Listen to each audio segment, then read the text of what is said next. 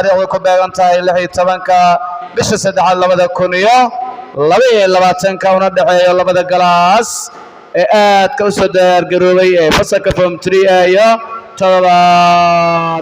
maanta waa maalin Arbaca taariikhduna ay ku beegan tahay 16 ee bisha Maarso ee 2022 waxaa xarunta dugsiga Ubaya bin Kacab ee Kiskubeed soo gabagabeeyay tartan aqooneedka 2021-2022 ee u dhaxeeyay fasalada kala duwan ee dugsiga labada fasal ee isku soo hartay kulanka kama dambaysta ah waxay kala ahaayeen fasalka form 3 iyo fasalka 7 labada fasal ayaa qaybtii koowaad ee tartan aqooneedka ku kala nastay barbaro waxaa dib la isku soo laabtay qaybtii dambe ee lagu daray aqoon guud iyadoo oo koox walba ay doonaysa inay natiijada koobka ee aqoonta ee dugsiga ay hanato waxa ay isdaba joogaan oo ay isku soo dhawaadaanba waxa ay natiijadu ku soo idlaatay 27 dhibcood oo ay guusha ku raacday fasalka 7 halka fasalka form 3 ay keeneen 26 dhibcood inta tartanka uu socday waxa goobta ka hadlay maamulaha dugsiga Ustaad Cabdulcasiis Cumar Cusbo waxa uu maamulaha dugsiga ku dheeraaday dhiirigelinta ardayda iyo muhiimadda tartan aqooneedka المسابقة فينا لبدا جروبا حقيقيا waxay muujiyeen oo sameeyeen juhdiyaad xoogan oo ay uga soo qaxbeen 16 group juhdi xoogan ay soo sameeyeen maanta qadkiisu ahaa waxaan sanadkiihaa insha Allah in dadaalka meesha lagu sii joojin doonin labada groupna maanta juhdi xoogan ay sameeyeen su'aalaha caadiga maadiga la weydiiyay qaataan way kooda jawaabeen way ku kala hareen guusha ku kala qaadeen su'aalaha aqoonta guud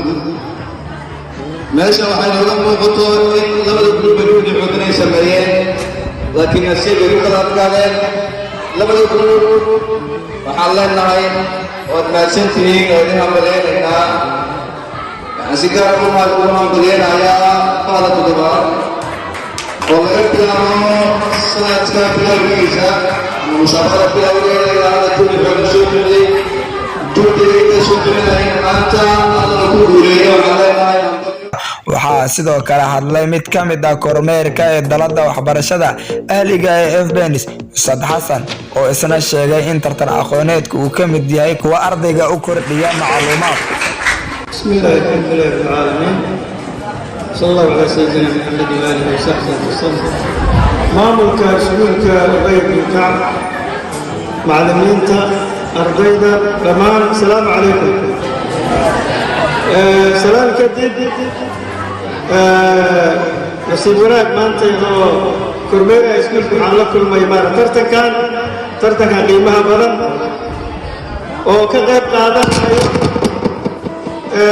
horumarinta waxbarashada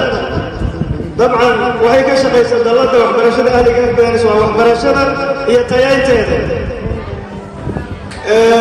tartamayaasha aqoon isweydaarsiga seminaarada dhammaan waxay ka mid yihiin waxyaalaha ardayga aqoontiisa kobcinaya aadaan ugu faraxsanahay waa loo baahan yahay waay tan kale ardayda waxaan ku gubaaleynaynaa iskuulka inay dadaal imtixaano ayaa soo socda iskuulka wuxuu maraa sanad gabagabadii uu maraa imtixaano waxaa jira caalamiga oo la gelaayo koonfurada eedadka waa si gooniya waana u dadaalaan ardaydaas sababtoo waxaa rabaa inay ka guul keenaan imtixaankaas kaalimo galaan iskuulka sumcadiisa waalidka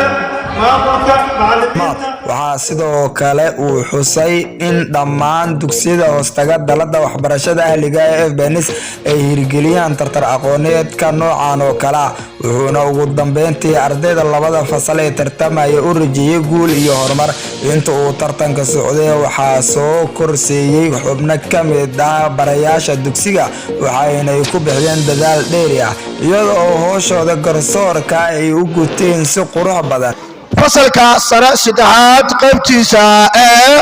su'aashii la weydiiyay